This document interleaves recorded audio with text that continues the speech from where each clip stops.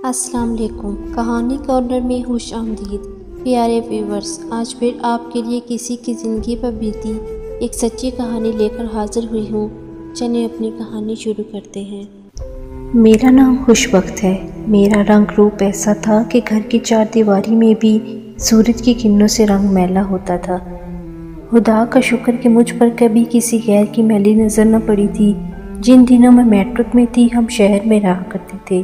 برقع نہیں اڑتی تھی، سفید گاؤن نما کوٹ پہن کر اسکول جایا کرتی تھی۔ ہمارے گھر کا ماحول تنگ نہیں تھا۔ سہیلیاں گھر آتی اور میں بھی کبھی کبھار ان کے گھر چلی جایا کرتی تھی۔ زیادہ آزادی نہ تھی، لیکن سخت پابندی اور روک ٹوک بھی نہیں تھی۔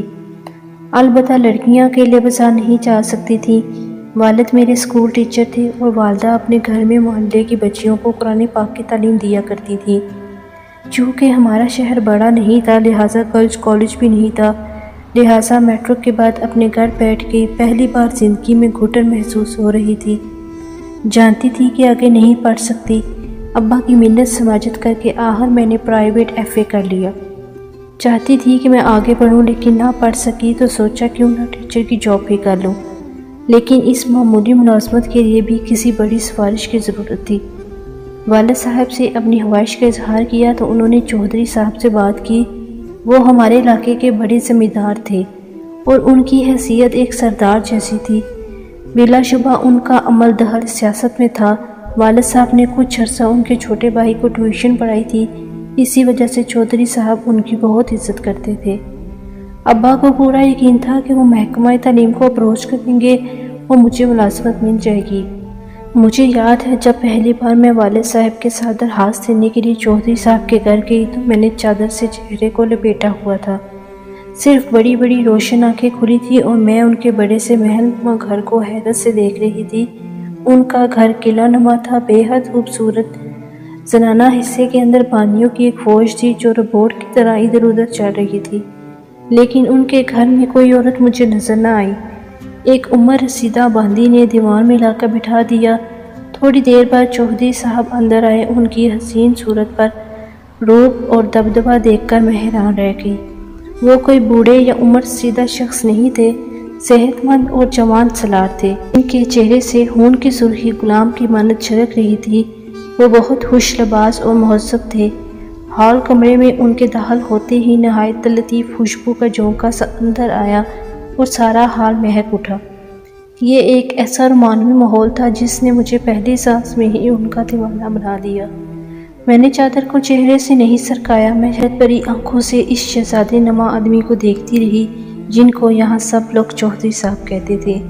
انہوں نے صرف ایک بار گہری نگاہ مجھ پر ڈالی اور والد صاحب سے میری نوکری کی درخواست لے لی۔ میں نے اپنا چہرہ چھپایا ہوا تھا۔ درخواست لینے کے بعد انہوں نے کہا، ماسٹر صاحب بے فکر رہیں، آپ کی بچی کو ملازمت مل جائے گی۔ وہ 2 منٹ پہ مشکل بیٹھے اور بھی چلے گئے، لیکن اتنے تھوڑے وقت کے باوجود ان کا ملازم چائے کی ٹرے لے کر آ گیا۔ اس نے یہ پرتکلف ٹرے ہمارے آگے رکھ دی جس میں چائے کے علاوہ کیک، بسکٹ اور کئی طرح کی ہلکی پھلکی کھانے کی چیزیں تھیں۔ ہم نے صرف چائے پی، پھر ابو نے ملازم سے کہا کہ ہم جانا چاہتے ہیں۔ اس نے ہمیں گیٹ تک پہنچایا، پھر ڈرائیور سے کہا کہ ان مہمانوں کو گھر تک پہنچا آؤ۔ جاتے ہوئے غالباً چودھری صاحب ہمارے لیے گاڑی بھی مختص کر گئے تھے۔ شاید یہ بھی ان کی مہمان نوازی کا ایک حصہ تھا۔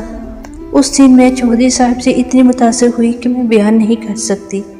سب سے بڑی خوشی اس بات کی تھی کہ انہوں نے میری ملازمت کا اندیشہ دے دیا تھا۔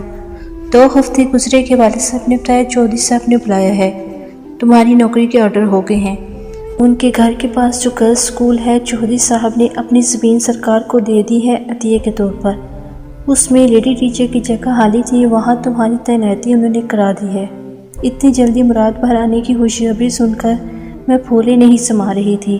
چودھری صاحب کی جادو بری شخصیت کے جوہر اب کھلے تھے۔ علاقے کے لوگ یوں ہی ان کے خون نہیں کرتے تھے۔ بہرحال قسمت کھلتے ہی میں اسکول میں پڑھانے چلی گئی۔ ہمارے شہر سے یہ اسکول 30 کلومیٹر دور تھا۔ ایک مخصوص ویگن استانیوں کو شہر سے لاتی اور چھٹی کے وقت واپس لے جاتی تھی۔ یہ سواری ہر ٹیچر کو اس کے گھر سے پک کرتی تھی۔ میں بھی اسی میں آنے جانے لگی۔ اسکول کی یہ ویگن بھی چودھری صاحب کی ملکیت تھی۔ والد صاحب ایک چھوٹے سے شہر کے شریف استاد سفید پوش شخص تھے جن کی سبھی عزت کرتے تھے۔ پھر گاؤں کے اسکول پڑھانے جانے لگی تو کسی نے اعتراض نہ کیا۔ ایک روز چھٹی کے بعد جب میں اور دیگر ٹیچرز ویگن میں سوار ہونے لگیں تو میرے چہرے سے پردہ سرک گیا۔ اتفاق کہ اس وقت چودھری صاحب اپنے زمینوں کی پڑتال کے بعد گھر واپس آ رہے تھے۔ انہوں نے میرے چہرے کی ایک جھلک دیکھ لی۔ اگلے روز ہمارے غریب خانے پر تشریف لے آئے اور والد صاحب سے میرے رشتے کی درخواست کی۔ ابا بڑے حیران ہوئے، وہ سوچ بھی نہیں سکتے تھے کہ علاقے کی با اثر ہستی سوال بن کر ان کے گھر پر آ جائے گی۔ انہوں نے والدہ سے مشورہ کیا اور پھر میری قسمت کھل جانے کے یقین سے ہاں کہہ دی۔ جب چودھری صاحب کی میں دلہن بنی تو سہیلیاں میری قسمت پر رشک کرنے لگیں۔ وہ کہہ رہی تھیں کہ اب ملائکہ ہماری مالکن ہوگی۔ مجھے چودھری صاحب سر سے پاؤں تک سونے میں پیلا کر کے لے گئے۔ ان کی حویلی میں بیش قیمت فرنیچر کے ساتھ نوکروں کی ایک بڑی فوج اور کئی قیمتی گاڑیاں بھی تھیں۔ جب میں شہر سے گاؤں گئی تو چودھری صاحب کی دلہن دیکھنے ساری بستی کی عورتیں جمع ہو گئیں۔ وہ حیرت سے مجھے دیکھ رہی تھیں اور میرے حسن کی تعریف کر رہی تھیں۔ چودھری صاحب کی عمر رسیدہ بہن جو غیر شادی شدہ تھی ان سب کی مہمان نوازی خوش دلی سے کر رہی تھی۔ شہر اور گاؤں کی زندگی میں بڑا فرق ہوتا ہے۔ یہاں عورت کا اپنی مرضی سے گھر کے باہر قدم رکھنا ناممکن تھا۔ کسی سے ملنا جلنا یا کہیں آنا جانا معیوب سمجھا جاتا تھا۔ بستی کی عورتیں ہمارے گھر آ سکتی تھیں لیکن ہم ان کے گھر میں نہیں جا سکتے تھے۔ عورت گھر سے باہر نہیں جھانک سکتی تھی۔ جھانکنا تو دور، سردار کے گھر کی عورتوں کی آواز بھی کوئی نہیں سن سکتا تھا۔ ہر بات پر ہی پابندی تھی۔ اس گھٹن زدہ ماحول میں بہت جلد میرا جی گھبرانے لگا۔ تبھی چودھری صاحب نے میری دلجوئی میں کوئی کسر نہ اٹھا رکھی۔ باندیاں نوکرانیاں ہر دم میرے حکم کی منتظر رہتی۔ رفتہ رفتہ شوہر کی محبت میرے دل میں گھر بنانے لگی اور میں نے ان کی اہلیہ کو یہ خوبصورت جنت بنا لیا۔ اس جنت میں میری حکمرانی تھی، میں اس کی ملکہ تھی اور چودھری صاحب میرے بادشاہ تھے۔ ان کی والہانہ محبت نے میرے سوئے ہوئے معصوم جذبوں کو محبت کی چاشنی سے آشنا کیا تھا۔ میں پوری طرح ان کی گرویدہ ہو چکی تھی۔ میں ان کے بنا اور وہ میرے بغیر جینے کا تصور بھی نہیں کر سکتے تھے۔ چودھری صاحب نے مجھے ساری خوبصورت جگہوں کی سیر کرائی۔ مری اور ہم شمالی علاقہ جات بھی لے کے گئے، میری ہر خوشی کا خیال رکھتے تھے۔ لیکن پابندی کی زنجیریں گاؤں کی حدود میں بے حد سخت تھیں، یہاں تک کہ گھر پر شہر سے کوئی سہیلی بھی مجھ سے ملنے نہیں آ سکتی تھی۔ اجنبیوں کی طرح میکے والے ڈرے ڈرے رہتے تھے، تھوڑی دیر کے لیے آتے اور جب بھی میں کہتی امی ابو سے ملنا ہے تو 6 ماہ بعد چودھری صاحب گاڑی پر پردے لگوا کر ڈرائیور کو لے کر جاتے۔ ہم امی کے گھر 2-3 گھنٹوں سے زیادہ نہ بیٹھتے اور واپس آ جاتے۔ چھوٹی بہن کی شادی پر بھی مجھے والدین کے گھر ایک دن رہنے کی بھی اجازت نہ ملی۔ لگتا تھا کہ جیسے میں کوئی قیدی ہوں جس کے فرار ہو جانے کا ان کو ڈر ہے۔ اب میں زندگی اور زندہ لوگوں سے ہی کٹ کر رہ گئی تھی، لیکن یہ پابندیاں اس وجہ سے قبول کیں کہ چودھری صاحب مجھ کو اپنی محبت کا یقین دلاتے تھے اور میں ان سے بے حد محبت کرنے لگی تھی۔ اگر یہ احساس ہم دونوں کے درمیان نہ ہوتا تو شاید میں 2 دن بھی اس قید خانے میں بسر نہ کر سکتی۔ شادی کے 2 سال بعد اللہ تعالیٰ نے ایک بیٹے اور ایک بیٹی سے نوازا تو میں ان کی پرورش میں گم ہو گئی۔ جب میری دوسری بیٹی پیدا ہوئی تو اس کے بعد چودھری صاحب کچھ بیگانہ سے ہو گئے اور اپنا زیادہ وقت باہر گزارنے لگے۔ میں نے محسوس کیا مگر میں چپ رہی کہ بچے چھوٹے تھے اور میں ان میں الجھی ہوئی تھی۔ رفتہ رفتہ یہ عالم ہوا کہ مجھے ایک شریک زندگی کا احساس ہی ختم ہو گیا اور مالک اور باندی کا رشتہ ہم دونوں کے درمیان باقی رہ گیا۔ اب وہ اس قدر مجھ سے لا تعلق ہو گئے کہ میں کسی بات میں بول بھی نہیں سکتی تھی۔ وہ خود مختار تھے جبکہ میں مجبور تھی۔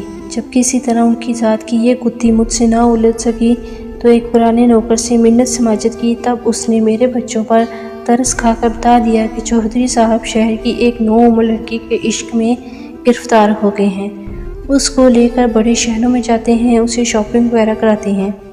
کوئی بات دل کو لگ جائے تو پھر چین کہاں آتا ہے۔ ایک روز چودھری صاحب سے میں نے پوچھ لیا، سنا ہے آپ دوسری شادی کر رہے ہیں؟ دلیری سے جواب دیا، تم اپنی جگہ ہو، سلیقے سے بچے سنبھالتی رہو، میرے معاملات میں دخل دینے کی کوئی ضرورت نہیں۔ مرد گھر سے باہر 1000 کھیل کھیلتے ہیں، عورت کی کیا مجال جو مرد کے باہر کی زندگی میں دخل دے۔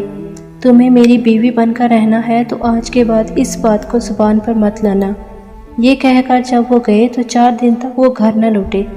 اب ستم یہ کہ وہ دوسری شادی کا سامان کر رہے تھے اور میں کچھ کہہ بھی نہیں سکتی تھی۔ چپکے رونے سے کام تھا، کب تک گھٹ گھٹ کر میں روتی۔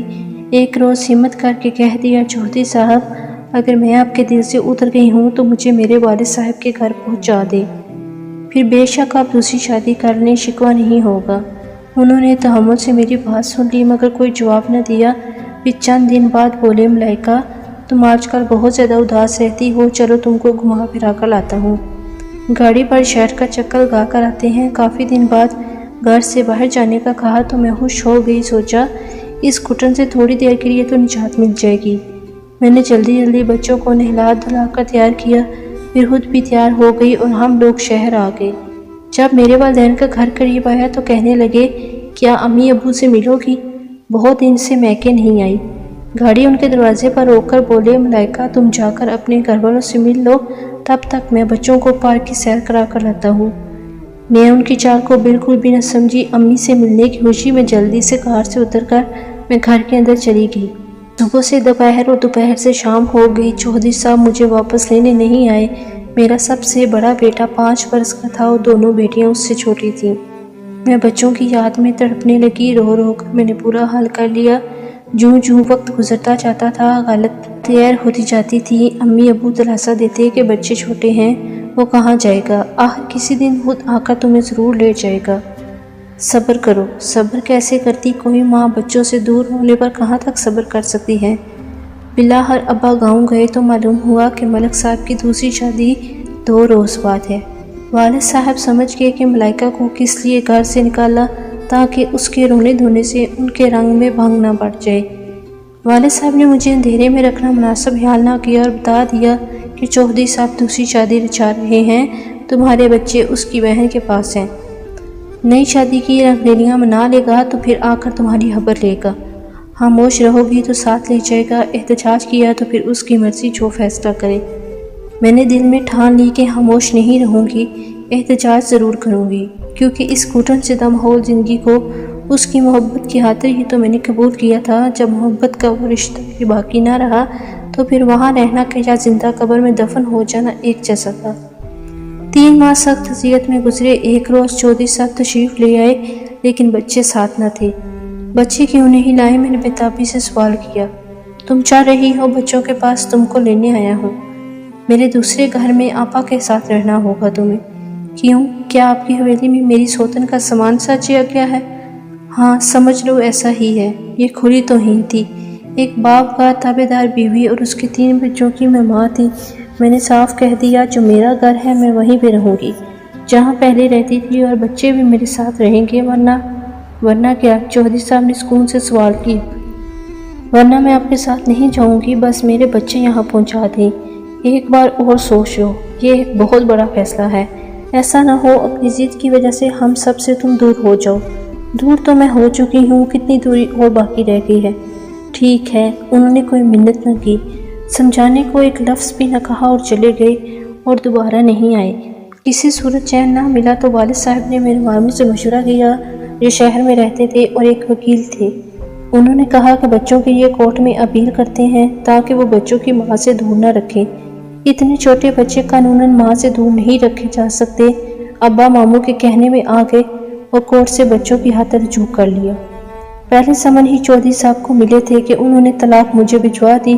یوں جلد بازی کی وجہ سے آج کے سارے بندر ٹوٹ چکے تھے۔ اپنے ہاتھ ملتی رہ گئی کہ کاش یہ قدم نہ اٹھاتی تو چودھری صاحب کسی دن ضرور مجھے آ کر لے جاتے۔ جب نئی شادی کا سرور سر سے اترتا تو میری اہمیت کا احساس جاگ اٹھتا۔ پھر میری اہمیت تو یقینی تھی کہ میں ان کے 3 بچوں کی جو ماں تھی۔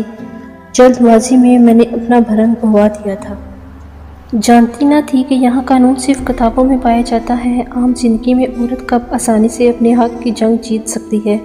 جب مجھے بچوں کی جدائی میں رو کر دورے پڑنے لگے تو ماموں نے عدالت میں باقاعدہ چودھری صاحب پر بچوں کے حصول کی خاطر میری طرف سے کیس ضائع کر دیا۔ مقدمہ چل رہا تھا کہ ابا کو دل کا دورہ پڑا اور وہ دنیا سے چل بسے۔ اب ہماری کفالت کرنے والا بھی کوئی نہ رہا تھا، کہ یہی ایک بڑی بنیاد بنی۔ میرا بیٹا انس، جو کہ 6 برس کا ہو گیا تھا اور میری امیدوں کا مرکز تھا، اس کی بھولی بھالی صورت میرے لیے خوشیوں کا باعث تھی۔ کیسے اسے بلاتی ہے وہ روز قیامت تھا جب عدالت نے فیصلہ دیا کہ چودھری صاحب اپنے بیٹے انس کو رکھنے کے حقدار ہیں۔ فیصلے میں یہ وجہ بیان کی گئی کہ انس کی ماں کی کفالت کرنے والا اس کا باپ وفات پا چکا ہے اور اس گھرانے میں دوسرا کوئی فرد کمانے والا نہیں ہے۔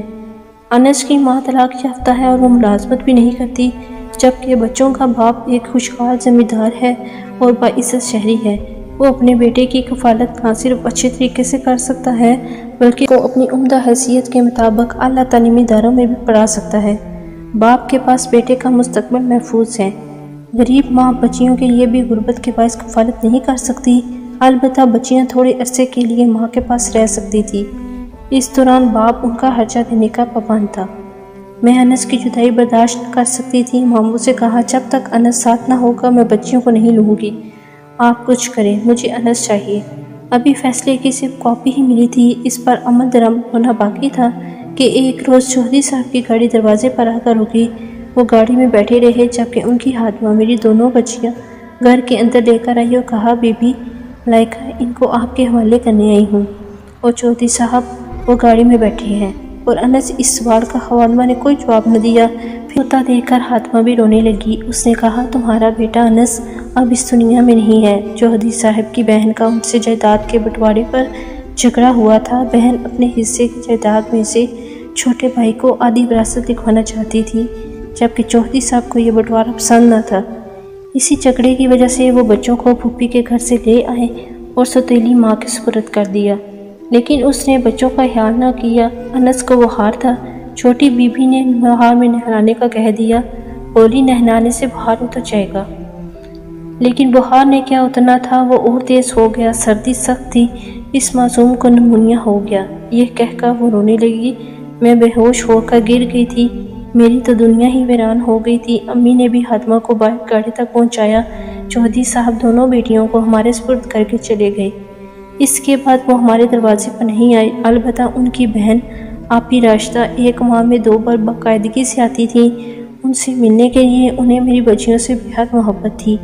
آپی کی زبانی پتہ چلا کہ چودھری صاحب کی دوسری بیوی کے اطوار اچھے نہیں تھے۔ وہ خاندانی بیوی کی مانند صبر و شکر اور تحمل کے صوف سے خالی تھی۔ میرے بچوں کے ساتھ اس کا رویہ بہت برا تھا، ان کا بالکل بھی خیال نہیں رکھتی تھی۔ چودھری صاحب اس سے خفا رہنے لگے اور جب انس کی موت ہو گئی تو انہوں نے اس کو اس کا ذمہ دار ٹھہرایا اور دوسری بیوی کو طلاق دے دی۔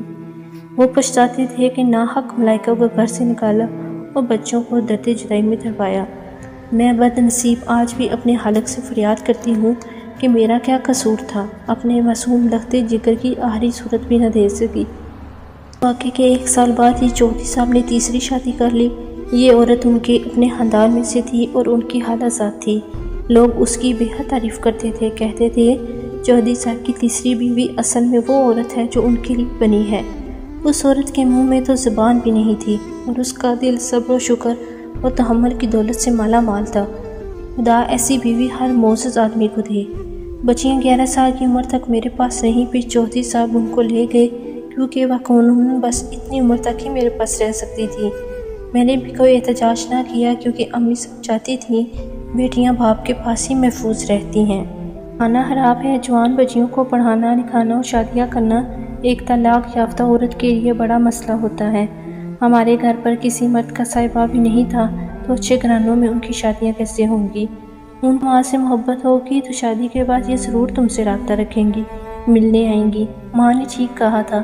چودھری صاحب نے گھر پر ان کی پڑھائی کا انتظام کرایا اور میٹرک پرائیویٹ طور پر کرانے کے بعد اپنے ہم پلہ رشتہ دار زمیندار گھرانوں میں ان کی شادیاں کر دیں۔ وہ آج اپنے گھر میں خوش ہیں، بال بچوں والی ہیں۔ معاشرے میں معزز شوہروں کے باعث ان کا درجہ بلند اور اہم مقام ہے۔ مجھ سے ملنے آتی ہیں اور اکثر ساتھ بھی لے کر جاتی ہیں۔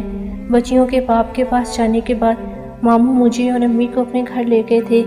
انہوں نے میری دوسری شادی کے کئی جتن کیے، لیکن میں نے انکار کر دیا کیونکہ دوسری شادی کر کے اپنی بیٹیوں کو نہیں کھونا چاہتی تھی۔ اگر میں دوسری شادی کر لیتی تو یقیناً میری بیٹیاں مجھ سے رابطے ختم کر دیتیں۔ وہ مجھ سے ملنے کو ترستی، ان کے شوہر انہیں مجھ سے ملانے کو بھی نہ لاتے اور نہ ہی مجھے اپنے گھر آنے کی اجازت دیتے۔ میں نے بیٹیوں سے تعلق قائم رکھنے کی خاطر یہ قربانی دی تھی اور مجھے اس قربانی پر کوئی دکھ نہیں تھا۔ امی کی وفات کے بعد میرے بچیوں نے مجھے تنہا نہیں چھوڑا، وہ مجھے اپنے گھر لے آئیں۔ میری یہ دونوں بیٹیاں اپنے چچا کی بہویں ہیں۔ دونوں کی شادی ایک ہی گھر میں ہوئی ہے، یعنی یہ آپس میں جٹھانی اور دیورانی کے رشتے میں بندھی ہوئی ہیں۔ ان کے سسر یعنی کہ میرے سابقہ دیور میری بہت عزت کرتے تھے۔ ان کی بیوی وفات پا چکی تھی۔ مجھے اپنی بیٹیوں کے پاس آئے ہوئے کچھ دن ہی گزرے تھے کہ میرے دیور نے مجھ سے شادی کرنے کی خواہش ظاہر کر دی۔ میں نے فوراً انکار کر دیا اور کہا، اس عمر میں اپنی بچیوں کو یہ غم نہیں دے سکتی۔ میں کبھی بھی آپ سے شادی نہیں کروں گی۔ لیکن پھر میری بچیوں اور میرے داماد نے مجھے سمجھایا تو کہنے لگی، امی جان آپ کب تک اکیلی زندگی بسر کریں گی؟ زندگی گزارنے کے لیے اچھے جیون ساتھی کی ضرورت ہوتی ہے، ادارہ کر لیجئے۔ ہمیں اس کا کوئی دکھ نہ ہوگا بلکہ ہم بے حد خوش ہوں گے۔ آخرکار بچیوں کے اصرار پر میں نے چودھری کلیم سے نکاح کر لیا۔ چودھری کلیم ایک بہت اچھے جیون ساتھی ثابت ہوئے۔ بڑے چودھری کی طرح کبھی بھی انہوں نے مجھ پر بیجا پابندیاں نہیں لگائیں اور نہ روک ٹوک کی۔ آج میں پھر سہاگن ہوں اور اپنی بیٹیوں کی ماں کے علاوہ میں ان کی ساس بھی ہوں۔ اللہ کا لاکھ لاکھ شکر ہے کہ میری بچیاں میری آنکھوں کے سامنے ہیں۔ میں نے کافی صبر کیا اور اللہ تعالیٰ نے مجھے صبر کا بہت میٹھا پھل دیا۔ بڑے چودھری کی حویلی ان کے گھر سے کچھ ہی دوری پر ہے، مگر میں کبھی ادھر نہیں جاتی۔ بڑے چودھری یعنی کہ میرے سابقہ شوہر جب ادھر آتے ہیں تو میں اپنی بیٹیوں اور بھائی سے مل کر چلے جاتے ہیں۔ میں تو مکان کے پیچھے حصے میں چلی جاتی ہوں۔ میں کبھی بھی ان کے سامنے نہیں آئی کیونکہ میں نہیں چاہتی کہ چودھری کلیم کے دل میں میرے لیے کبھی کوئی شک پیدا ہو۔ عمر کے اس حصے میں اللہ تعالیٰ نے مجھ پر خوشیوں کے در دوبارہ کھول دیے ہیں اور میں ہر دم اللہ تعالیٰ کا لاکھ لاکھ شکر ادا کرتی ہوں۔ ویورز، مجھے امید ہے کہ آپ کو ہماری آج کی کہانی پسند آئی ہوگی۔ اگر کہانی پسند آئی ہے تو اس کو لائک کیجیے، شیئر کیجیے اور کمنٹ سیکشن میں اپنی رائے کا اظہار لازمی کیجیے۔ اگر ابھی تک آپ نے ہمارا چینل کہانی کارنر سبسکرائب نہیں کیا تو اس کو لازمی سبسکرائب کریں اور ساتھ لگے بیل آئیکن کو بھی پریس کر لیں تاکہ آپ کو ہماری ہر نیو ویڈیو کی نوٹیفیکیشن بھی ٹائم پر ملتی رہے۔ اگلی ویڈیو تک اجازت دیجیے۔ اللہ حافظ۔